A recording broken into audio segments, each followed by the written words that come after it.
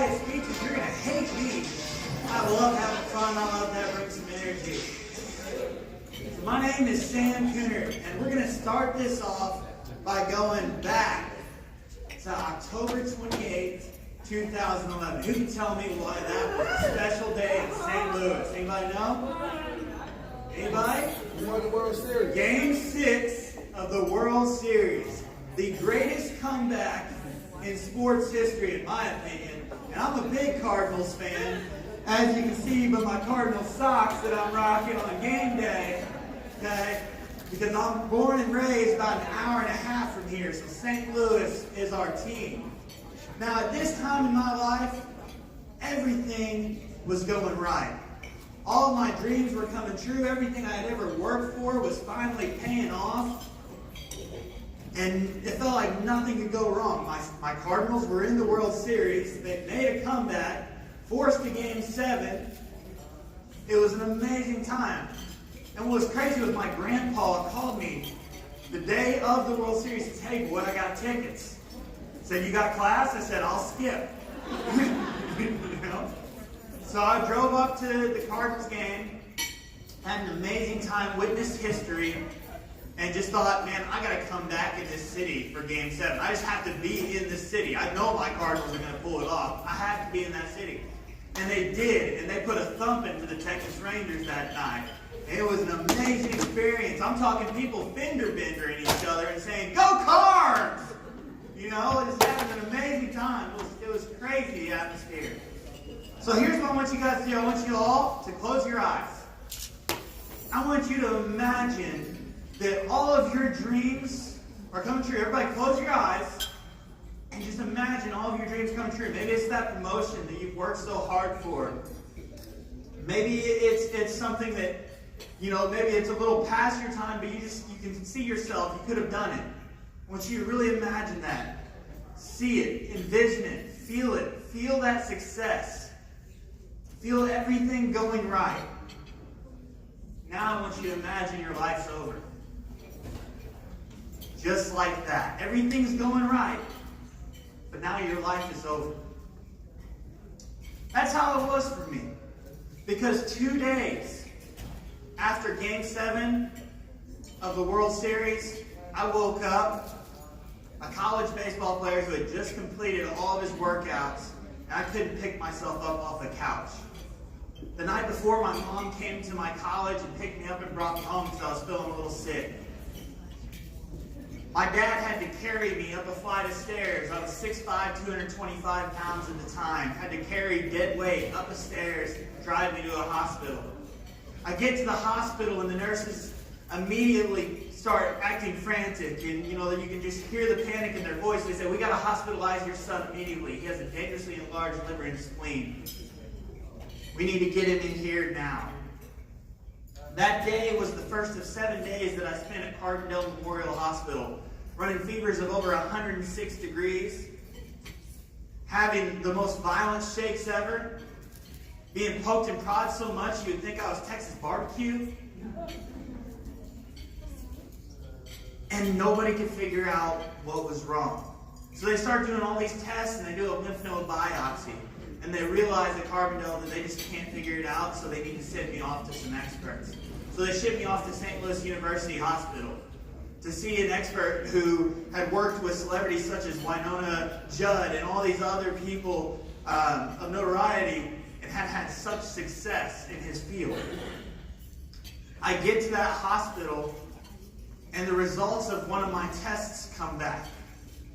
It's a lymph node biopsy that they sent off to St. Jude, Mayo Clinic, and all these testing me for cancer. Now, how did I find out my results came back? Because my mother's phone rang. She answered it, and she hit her knees crying. Sound like a good phone call? No. Then I look at my dad. My dad, he's this 6'2", 260-odd-pound farmer. He's also a banker, so, he taught me, growing up, be stoned. Don't show emotion. Don't show people that they're taking your joy. Don't show anything. Just be a stone. And I watched my dad crumble. I watched him crumble to his knees and cry, so I instantly knew, oh, crap. this is not going to be good. On the other end of that phone call was this crazy diagnosis. It's so rare that only 2 people in the U.S. are diagnosed with it each year at that time.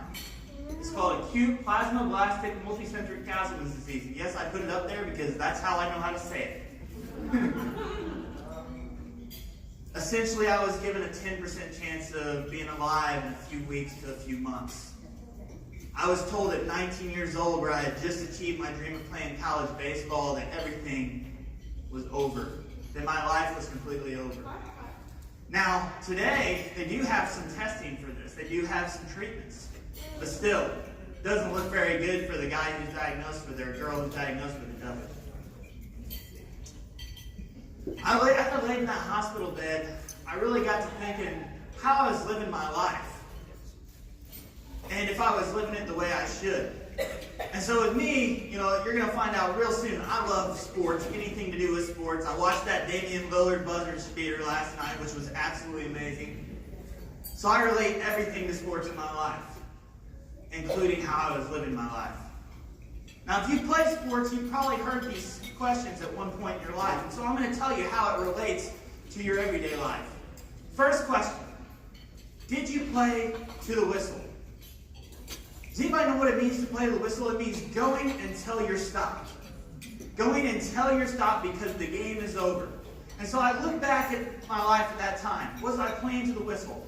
Meaning, from the time I woke up that morning till the time I went to bed, did I give everything I had until it was time to start over and do it again the next day? Short answer, no. I didn't. Did I leave it all on the field? Was I so exhausted at the end of the day because I put forth all of my effort? No. When I look back at the game, can I honestly say I had no regrets? No. Can you say you were playing to win and not just going through the motions? Now, I'm sure you guys are thinking, just going through the motions. How can you just go through the motions? Well, it's called a little something called contentment. Once you become content in your life, you're simply going through the motions and not looking to excel, not looking to get better than where you're at.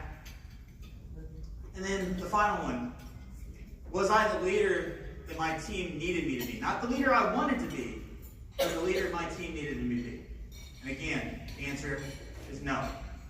Anybody know who this man is? Anybody got a guess? He played for the St. Louis Rams, the Arizona Cardinals. Anybody got a guess? Anybody out there? Aeneas Williams. You are correct, sir. Aeneas Williams, amazing football player, right? Hall of Fame. He's an even more amazing man. Aeneas has this quote: begin with the end in mind and die empty. Live out your full potential in life and go to the grave empty. Don't waste anything. Simply meaning this, guys: one day, every person in here is going to be put to the ground. It's up to how you live your life. If you gave everything you had so that when they put that body in the ground, it's an empty vessel. Because if you don't give everything you have, then what you're putting in that ground is a waste of spirit, a waste of potential that could have been used to this life to not only better your life, but to better those who are around you. I want you guys to write these down, and they're going to sound really familiar. Write them down, take a note on your phone, try and incorporate these into your everyday life. Number 1, play to the whistle. From the time you wake up in the morning to the time you go to bed, do everything you can to be better than you were the day before, so that whenever you're stopped and you start over, you're ready to go. Leave it all on the field. If you're not going to bed exhausted now with what you're doing in your life, if you're not going to bed exhausted chasing what you're passionate about, then you're not living it right, and you're not leaving it all on the field. Because you should be absolutely exhausted. Have no regrets. You're going to make mistakes in your life. It's going to happen. We're going to fail. It's going to happen. But you can't have regrets at what you do. you have to realize that everything you've done is for a purpose. Everything you've done can benefit yourself and others. And play to win. Don't play not to lose. Don't just go through the motions. Play to win. When you see your dream out there, don't look at it as it's so far away. I do this crazy thing where in my office, I have this goal board. And I know it's silly, but when you make your goals tangible, once you put them on a board and you make them tangible, they become reachable. I put on the board, I had all these different goals, and one of those goals was to bench press 300 pounds. Now I have one hand, right? I don't use prosthetics. Doesn't sound very safe, right? Alright, it is a little bit of a balancing act. But what other people perceive as impossible, I know is possible. It might not happen right away, but I know if I put forth the time, it'll happen. And then be the leader your team needs. Look at your team. What kind of leader does your team need? Do they need a vocal leader? Do they need somebody to take charge? Do they need somebody to just be an example to them? Find that leader and be that one. Don't be the one you want to be. Walking miracle. That's what I am, simply speaking. Because I spent another week at St. Louis University Hospital. I lost another 20 pounds. I lost 40 pounds in 2 weeks. I was on my deathbed. And simply speaking, I'm very strong in my faith. I'm not going to preach to you guys, but I'm very strong in my faith. And simply speaking, the man above gave me a second chance. That is the only reason I'm alive today. And the reason he gave that second chance is that I promised to live this life to serve others and to serve his children, which is everyone else, before I put myself. Let's see if I can turn this up. So, on day 14, my diagnosis miraculously changed. If you can't hear that, that's can't touch this. Yeah, those are dance moves copyrighted by me. Okay, so any YouTube, I get credit. Now let's go back to the beginning. I was born with a ball in my hand, meaning I had such a passion for sports that my town literally has this legend that the one-handed guy in their town was born with a ball in their hand, which I find absolutely hilarious because there's only one hand that ball could have been born in. I was born a happy, fat little baby that even had the nickname of Buddha because I did not grow hair until I was 4 years old. So underneath that helmet, no hair. And growing up with a passion of sports, year after year after year, everyone doubted me. From the time I was born, people told me I would never be able to do what other people my age would be able to do. They told my parents basically that I was going to be helpless. That I wasn't going to be able to go out there and do what others do. But that's not me. I'm always out to prove all the doubters wrong because I had that mentality of I could do it.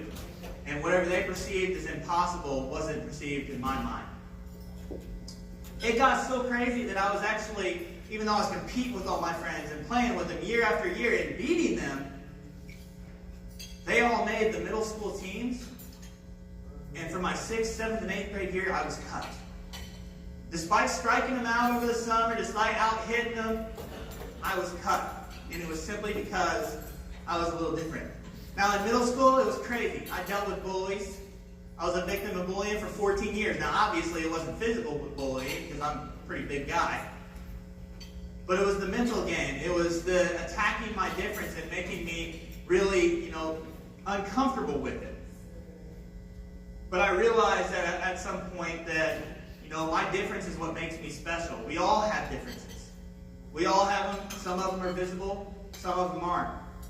But we all have differences, and we all were made perfect. Now, despite being cut from middle school, you would think somebody who was cut that many times, had that much turmoil, would be ready to quit. It's time to throw in the towel. But for me, it wasn't an option.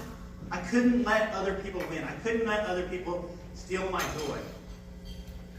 And so as I got into high school, I had this mentality of everything that people perceived as to be impossible, I was going to do. So, in football, I was a wide receiver. You guys think those receivers in the NFL make amazing one-handed catches, but they're only doing it every once in a while. All right? I was doing it every play. In traffic, on the sideline, in the end zone. As a freshman, I led my team in receiving. In basketball, I'm a tall guy, so of course I get put in the post. But one thing people don't realize about the tall guys that are in the post is they have to be strong. Because guys are trying to rip that ball away, so I had to work extra hard to become strong in the paint and be able to come strong with a ball so that I could keep the ball away from guys with two hands with one. And of course, baseball, my favorite. Pitching. You gotta be able to throw and catch, right? I was also very good at dodgeball.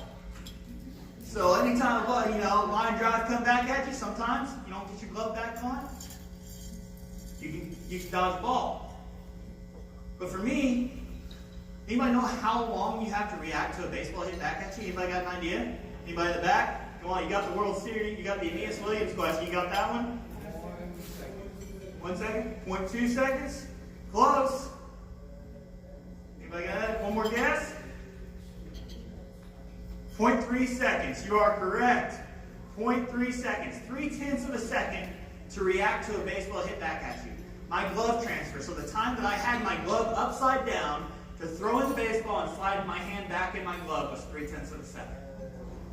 Did that happen overnight? Absolutely not. I took a lot of hits to the body. A lot of hits to the body. But they pay off because in life we're going to take a lot of hits to the body. And I'm not meaning like physically hit to the body, although some of you might. But you're going to be taking things that feel painful to you or feel like it's keeping you down, not realizing that they're actually hits that are going to make you grow and make you better, make you want to get better and get faster. Now, there's 3 things to remember when attempting the impossible. Number 1, no matter what stage you're at in your life, people will always have perceptions of what you're capable of. But the greatest thing about that is the only perception that matters is your own. They can't tell you what you're capable of. They can't determine how well you're going to do. The only person who can do that is you. The only person who can place limits upon what you're capable of is yourself. Number 2, know who you're competing with. This is your second activity. I want you to turn to someone around you and tell who was your greatest competitor growing up and who is it now. Take a minute. Come on. Be social. They're sitting at your table. They're not just shoving food in their face. Come on now.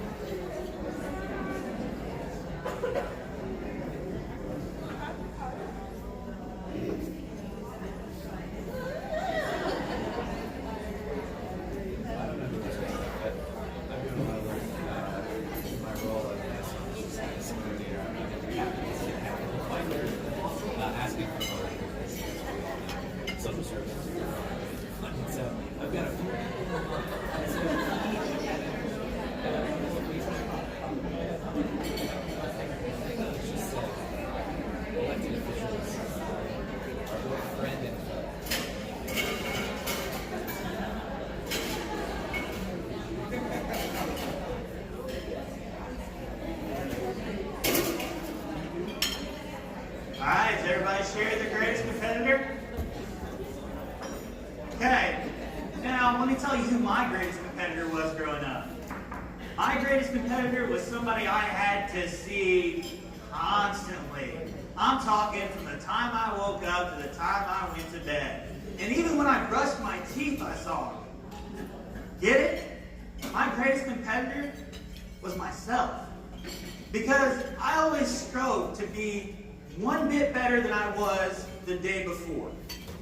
as people, if you strive to just do one thing, just one, to make yourself a little better than you were the day before, think of how far you would have come 365 days from now. Think of how much better you'd be a year from now if you just did one thing to try and be better in your life.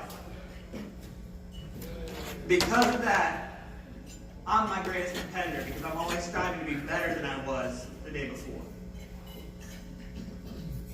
Number 3, you have to be prepared to put in the work.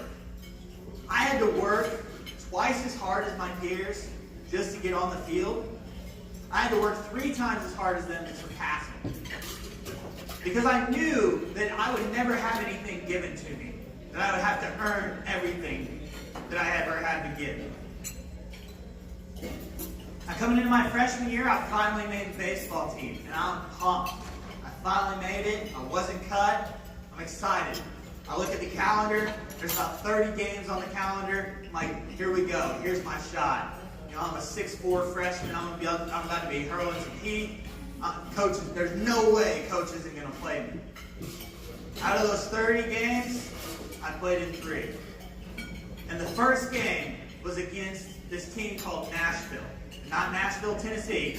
Nashville, Illinois. There is one. They're small.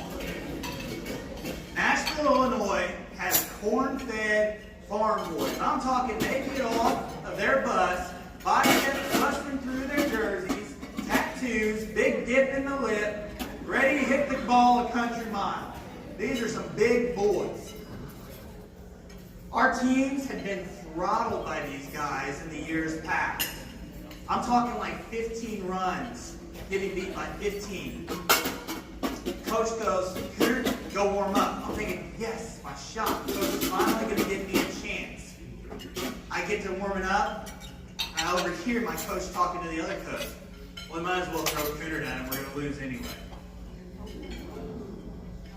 Now, yeah, definitely ouch. You know, that could absolutely hurt. But I had developed that mentality, and the only person who could prove me wrong was me. You know, the only person who could decide what I was capable of was me. And I knew I had put in the work so that Nashville hitter, he was making a mistake stepping in my batter's box. Because I had put in more work than he had ever thought of. I had outworked everybody. When your coach was giving you that speech about the kid across town that was outworking you, that was me. From the time I got home from practice till the time I went to bed, I was out practicing baseball. And for pitching, I literally would stack soda cans up on a dumpster. And I wouldn't go inside until I knocked every single can off with every pitch I had. Because I was ready for whatever test was thrown at me. So when Nashville stepped into that batter's box, they left that game 1-0 loss to DuQuoin. You know, you think finally got coach's approval, right? Got his confidence. I played in 2 more games, same result, 1-0. And they were against teams that were guaranteed to get beat by. And it was kind of that same mentality. Let's just throw Cooter at him. It's a loss. And you'd think that because of a successful freshman year, that would translate into a good sophomore year, but it was pretty much the same thing. They threw me against the teams we were guaranteed to get beat by, and I beat them, only pitching about 3 or 4 games my sophomore year. Now, my junior year, I finally earned the trust of our varsity baseball coach. So to the point where he had put me into games in relief moments, in key moments in the game. And I became one of our most valuable relief pitchers. I was throwing the ball pretty hard. I was throwing low, mid-80s. And I was thinking, man, college baseball is not that far of a shot. You know, all I need is about 3 or 4 miles per hour, and I can make that happen. And so I did what I thought any player should do. I went to my coach, and I said, Coach, what can I do to get better? This is my pitching coach, not my head coach. What can I do to get better? What can I do to make my dream of playing college baseball a reality? He didn't hesitate.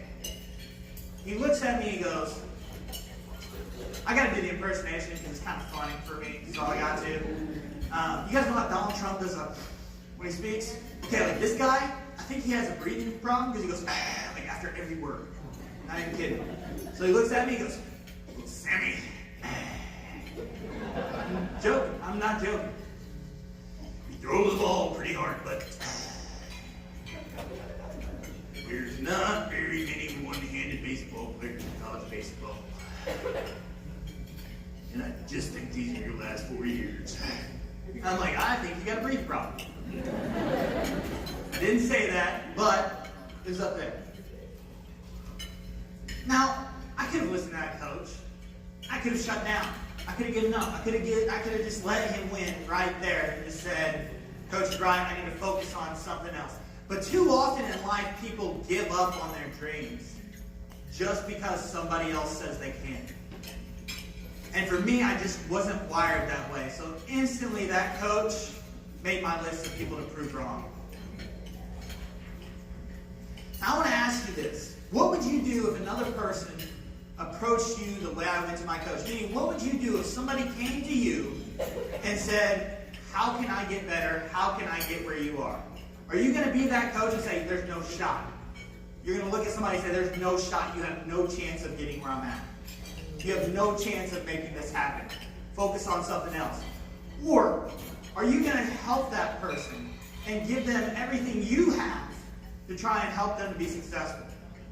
And really encourage them to chase after their dream rather than to focus on something that's not a passion. And I really want you to just evaluate yourself. Take a moment and evaluate yourself and think, where do I stand right now? Am I like Sam's coach? Or am I a good coach? MTXE. Who can tell me what that means? Anybody got an idea? What does MTXE stand for? And the X is kind of like, like extreme kind of, but, like when I say extreme sports, it's not really. Anybody got an idea? Make the extra effort. Meaning, just because that coach said I couldn't, he didn't know what my work ethic was. He didn't know that I was going to be home immediately that night practicing, watching film, watching how I can improve, watching whatever it took to make my dream happen. I was willing to put in that work and make that extra effort. Like I said, people may have outplayed me, but no one would ever outwork me because my practice never ended at the field. Now let me tell you guys about this awesome thing that happens when you're the one-handed pitcher. Well, one, you get a lot of news coverage, which I absolutely hated. I didn't want to be the one-handed pitcher. I didn't want people to look at me as the one-handed pitcher. I wanted just to be the pitcher from DuQuoin, the right-handed pitcher who is having a great career. That's all I wanted. But sometimes good things come from uncomfortable situations.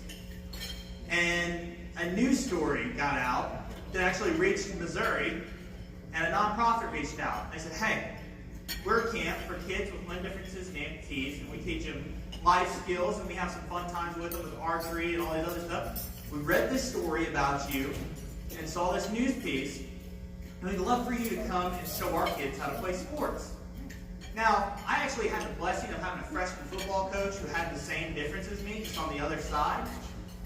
And so I thought it was me, him, and then there was a professional pitcher by the name of Jim Abbott, and I thought we were the only 3 amputees on the planet. Not joking. I'm from DuQuoin, Illinois. We just got high-speed internet. And so I get out there, and I'm excited. There was no hesitation. I'm excited for this camp. I didn't know what to expect, but I knew that I was going to get to work with kids. I just knew that it was going to be a chance to make a difference. So I get there, and we're wrapped around a little fire pit. We're kind of telling our story and introducing ourselves. Now, I know I talked to some people last night, but if you like soccer, you might hate me after this. Okay? It's no harm, no foul, because soccer is used at my camps. Get into the circle, and I'm looking at most of these kids. Most of them have both of their feet. There were some that were missing them, but most of them have both their feet. We're missing a hand, some fingers, an arm. Hi, I'm Timmy. I play soccer. Hi, I'm Billy. I play soccer. Hi, I'm Jimmy. I play soccer. You guys see a pattern here? Gets to me, hi, I'm Sam Cooner, and I play baseball, basketball, football, hunt, fish, and weightlifting. You play soccer? Nah, man, that's a sin in my hometown. Like, if you ever want to get some cross-eyed looks at New Coin, just go into any establishment and say, I love soccer. You will think you're in an insane asylum. Because everybody's just going to give you a cross-eyed look, and they're going to be like, all right, get out. But I'm looking at these kids, and it wasn't because they were playing soccer that it really bothered me. It was because they were only being subjected to one sport. Each child said one sport. Now, when you're a child, you should be subjected to as many sports as you possibly can. I'm a firm believer. And I get to talking to a mom because I'm a 17-year-old who knows everything. And I know how to parent kids too. So I get to talk to my mom and said, ma'am, why is your child only being subjected to one sport? Why are they only playing soccer? Why are they not in other sports? And she looks at me and she goes, well, Sam, we just feel like they're going to have the best success in soccer. And if they try these other sports, they're going to fail. And honestly, that didn't sit right with me. One, because I love baseball, and baseball is a sport of failure. And two, because anybody who knows anything about failure knows that failure is the foundation to success. All of our failures, picture them as building blocks. Okay? Every time we fail, we lay a block. Every time we fail, another block, another block, another block. So eventually we're on a mountain of blocks. But when we stand on top of that mountain is not known as failures, but it's known as success. Because our failures are what caused us to grow and grow to that success. So I start telling this to a mom, not working. Nope. She looks at me like, this kid, he's 17, he's telling me how to raise my kids, not working. Good thing I had my mom with me. I said, Mom, get these parents out of my hair, just for a little bit. Get them away from me. I just want to work with these kids. And I got to work with these kids, and I saw raw, God-given talent that was being wasted. That was being wasted out of fear of failure. These kids were accomplishing tasks that took me years to perfect, and lots of hard work, and they were doing it in a matter of an hour. And it was just incredible to see. And so, the next day, when I woke up and I'm on my way back to Du Quoin with my mom, because I got a baseball game, I looked over at her in the driver's seat and I said, Mom, I want to start a camp for kids with limb differences and amputees to teach them to play mainstream organized sports. To be coached by coaches who have played at the highest level and look just like them. So those kids don't have an excuse for not playing. And I'm pretty sure my mom looks up and she goes, you get C's in school, you only make the grades to play, and you're covered in sweat. And this is my son? You know? But instead of being like, oh yeah, we went with it. We rode with it, and we started the process of becoming a nonprofit my senior year of high school. Now some other things happened my senior year. Some colleges finally started calling. They started sending recruitment letters. Now anybody who knows anything about sports knows that the recruitment letters don't mean anything. That it doesn't really mean something until a school calls you and says, come for a visit. So I finally get a call after several schools sending me the letters, of their school. Finally get a call, and it's Greenville. They said, hey, we want you to come meet our coaching staff, see our facilities, meet some teachers, see the school. We want you to come up here. I'm like, absolutely, this is what I want. This is my dream, playing college baseball. So I go, drive up to Greenville, and I do the tour of the campus, absolutely loving it. I think I'm meeting just the assistant coaches and everything like that. Tour gets over. Hey, our head coach wants to have a word with you. Now, if you're an athlete, instantly you're like, here it is. Here's that scholarship offer. Here it comes. This is where it happened. Now, whenever you've done something wrong, and your dad pulls up a chair to you, he kind of like pulls it up, and he sits there and he crosses his arms, he looks at you, and you're thinking, crap, what'd you figure out? What did I do? You start thinking in your head, what happened? Well, this coach does that to me, and I'm thinking, crap, did I rock on the wrong patch of grass, and he's got a serious look. This doesn't look like a look like he's going to be like, we want you to come play here. You know, it looks like, I don't like you, you know. But he crosses his arms, he looks at me and goes, Sam, you're the type of leader that we look for in our program. You're the type of leader that we want, the type of leader that we look to recruit. However, physically, we just don't know if you're capable of playing at this level. We're going to continue to watch, but that's all we can promise. Now that coach, before you start thinking in your head, what a piece of crap or anything like that, he's an amazing man. And in his defense, he had never seen me play. All he had seen was film. And so I absolutely understood that. However, it felt like my dream was right there, and he just ripped it away. But instead of saying, Coach, you're wrong, or I'm going to prove you wrong, I stood up, I shook his hand, I said, yes, sir, I will see you this spring when you come to watch my games.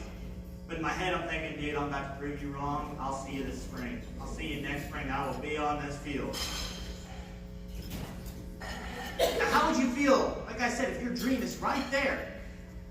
It's there. Everything you ever hoped for, everything you dreamed, and it's ripped away. Where's your mentality at?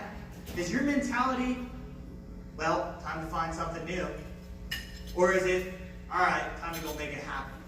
Because if it's not time to go make it happen, then you need to look at your passion and see if it's truly a passion. Because for something to be a passion, then no one should ever outwork you for it. No one should ever want it more than you do if it's truly a passion. Now my senior year started off pretty good, right? 1-8. Like, oh man, this is not going the way we wanted. There's no way any coach is going to look at any of us.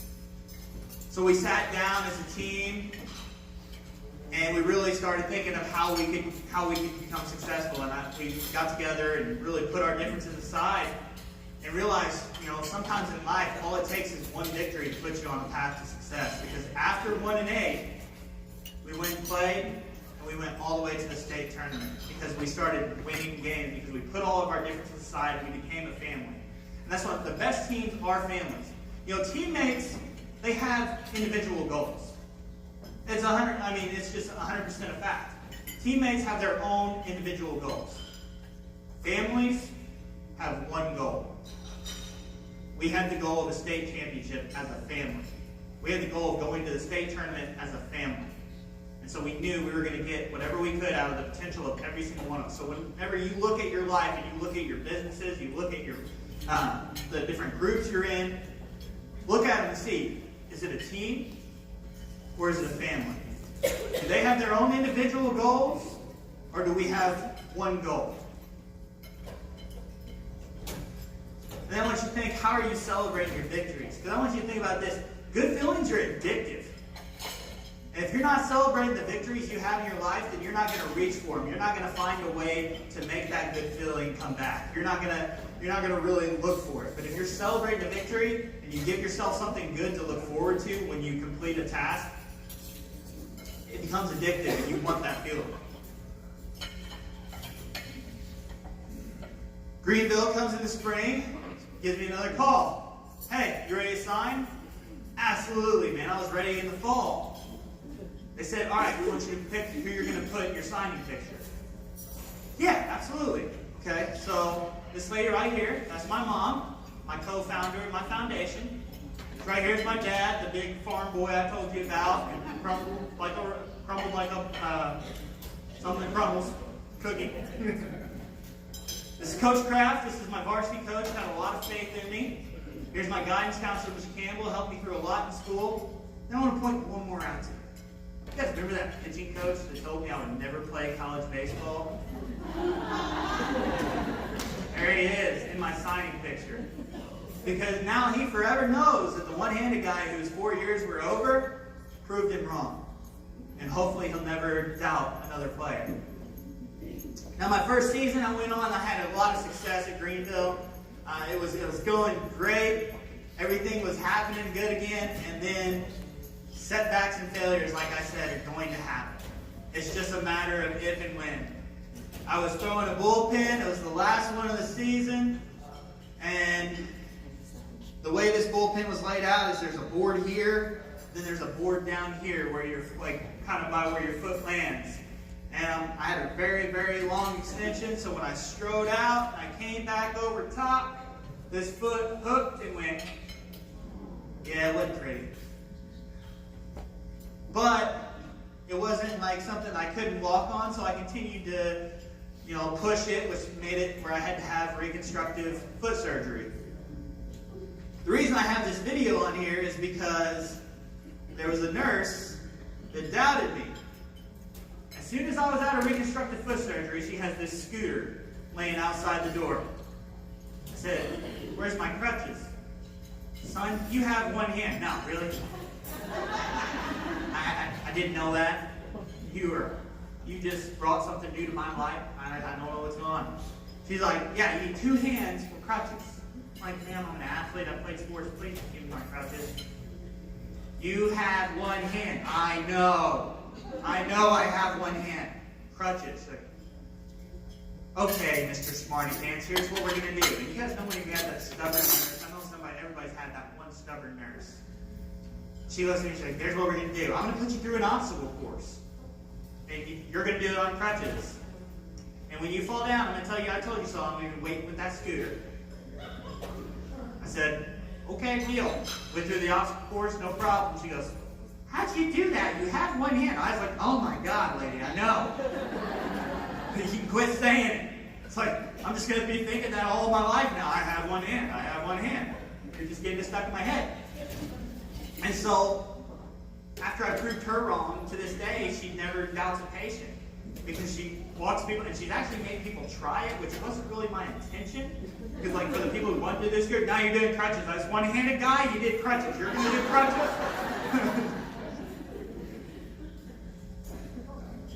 But how you bounce back from those failures is what defines you.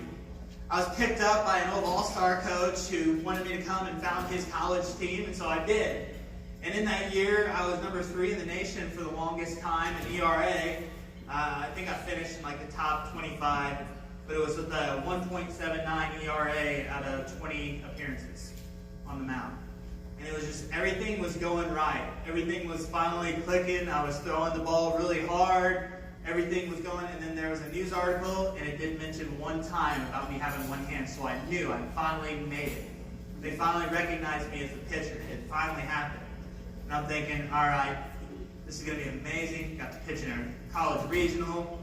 Had recorded my first college save. It was going really well. And then the very first bullpen of the season comes around. I had very good luck with college baseball, let me tell you. Very first bullpen, I throw the hardest pitch I threw, 91 miles per hour. With that pitch, with my shoulder. And I tore the AC joint in my shoulder. I went to the doctor. They looked at me and they go, "You're never going to be able to throw as hard as you can, but we can do reconstructive surgery to take away the pain, but you're going to be in a sling for about 1.5 years. And I look at them, I was like, "Nah, just let the scar tissue heal over. Don't worry about it." They're like, "But you're going to have pain." I'm like, "It's okay. It's something you get used to." And so, to this day, I haven't had shoulder surgery, and I've actually got my shoulder strong enough to be able to bench press over 300 pounds and deadlift over 500, so it's going really well, which I'm really excited, but it didn't happen overnight. So this was 3 years ago, and I'm just now getting to that point. And my coach, after the injury, he looks at me and goes, "I respect your work ethic. I respect everything you've done for the game, how you've studied all your hitters, how you've helped your teammates to progress. I'm going to give you an option here. I'm going to offer you your scholarship to come be our pitching coach." So I had to coach my peers, coach my friends. But because of all the preparation and all the work I put forth, whenever I was put to that test, I was ready for it.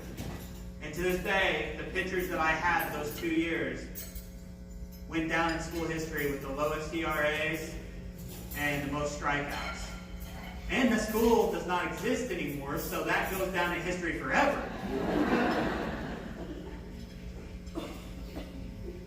I want you to name one person not related that was there for you and still would be if you asked. Mine would be my college coach, Coach Bastian. So I want you to think of that in your mind. Who would that be? Now I want you to think, how could you thank that person? Now, to this day, You know, when I was laying in the hospital, I got to think about all the things I'd never get to meet. Never get to meet Uncle Sam, never get to fall in love, never get to see what happens with Nubbability. Today I'm engaged to the most beautiful woman on the planet. Her name is Tori. She stole my heart, that's for sure.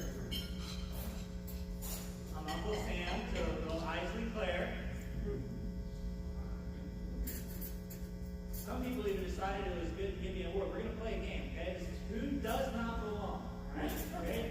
Got Bill Clinton, John F. Kennedy, Elvis, Kurt Warner, me dressed up as Captain Hook. Who doesn't belong? I appreciate it. We'll go with me, though. I appreciate it. A successful person finds the right place for himself. But a successful leader finds the right place for others.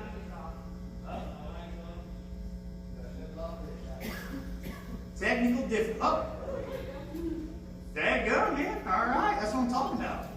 All right. So let's go back to that quote. It's not a conference if you don't have technical difficulty. A successful person finds the right place for himself. But a successful leader finds the right place for others. And that's by John Maxwell. Now, I want you to imagine having the power of a mentor who looks just like you. Someone who looks just like you, who has achieved at the highest levels, the levels that you were told you would never be able to reach. And that's what Nubbability is. So my first year of camp, we had at Greenville College, which I guess is now Greenville University. We had 19 kids come from all over the country and 7 coaches I had recruited via Twitter, Instagram, Facebook, Google. Google knows everything. And I thought, this is what I'm supposed to do with my life. This is what I was supposed to do. Next year, it grows to 42. Bring it home to my hometown who just built new collegiate facilities. Still doesn't make sense that we have collegiate facilities and 3 stoplights. Year 3, 74. Year 4, 100. Year 5, 136. Year 6, 156 Lynn-Different campers. Year 7, which is this past year, we had 179 Lynn-Different campers from 43 different states and 3 other countries, and 80 plus accomplished Lynn-Different athlete and coaches who we had recruited by social media and then them reaching out. This is where all my campers come from. And if they're out in the ocean, no, they don't live on a boat. I'm just too cheap to go buy a globe. Today, Nubbability is located in several locations. We do our big summer camp in Dew Point, which will be the 3rd weekend of July every year. This year it's the 3rd week of July again. We do a camp in Dallas, Texas, Sparta, Illinois, Nashville, Tennessee, Fort Myers, Florida, where we partnered with the Minnesota Twins and actually host our camp at Hammond Stadium. Seattle, Washington, Boise, Idaho, we do a snow sports camp out there. Because basically the way I see it is if there's a sport and kids are told they can't compete in it, I'm going to make it happen. And then, of course, the beautiful St. Louis, Missouri, where we partnered with the Cardinals at one point in time, and we're hoping to get back in with that. And we're hoping to do a water sports clinic, because like I said, if kids can compete, we're going to make it happen. So this is our camp. Hopefully all y'all can see. Ready, set, go! No, I don't need to know I can beat you. You know you're gonna need to, or else you're going to lose. I know I don't need to know I can beat you. You know you're gonna need to, or else you're going to lose. I don't need to. I take a break and breathe through all the stress and evil. We're all just different people. Stop making up excuses. You don't want to challenge me, fool. Step onto the court and watch out fast I take the lead, bro. With speed, true. Neverability is deep. Cruise and couldn't reaching heights that no one else has ever reached to because he never quit. Trying to thread the needle, and when he steps up to the line, you know he's pitching lead. No, I don't need to know I can beat you. You know you're gonna need to, or else you're going to lose. I I know I don't need to know I can beat you. You know you're gonna need to, or else you're going to lose. I know I don't need to. You know you're going to live inevitability, athletics and agility. Welcome to the camp of perseverance and tranquility. We believe that you can be anything. You have the will to be. Believe in yourself. In any competition you'll defeat, you could become a legend. Like Bo Jackson up with the beat. And should you take a loss, you gotta brush it off and still compete. Keep building your time, day and night, and even in your sleep. Dreams become reality. If you think they don't really be, I have no excuses. I don't need to always on repeat. No matter what the challenge be, don't give up and never cheat. Said Coonan never did. Cause giving up is too easy, I'm happy that he did. Cause he found inevitability. A camp where we make friends who never limit capabilities. And if you feeling shy, I hope our coaches make you feel at ease, or help bring out your enemies. I hope you really feel this beat. I give it all I got, and I'm bringing all my energy. I know I don't need to know I can beat you. You know you're gonna need to, or else you're going to lose. I know I don't need to know I can beat you. You know you're gonna need to, or else you're going to lose. I know I don't need to. You know you're going to lose. Philippians 4:13. I can do all things through Christ who strengthens me.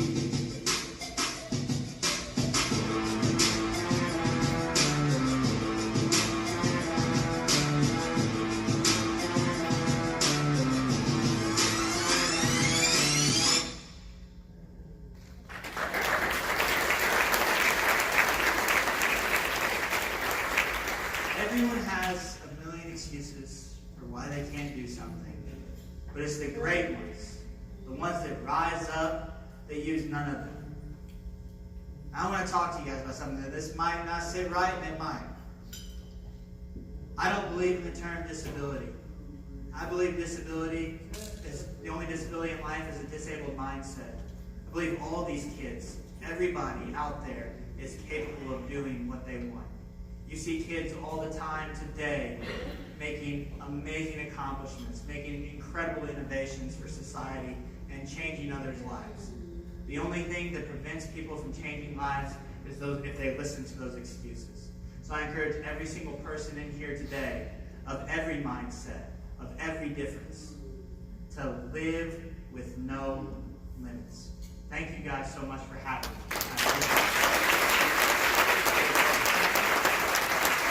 With me, bring me the phone. I've got a few favors to ask you guys. One, can we take a selfie? And then two,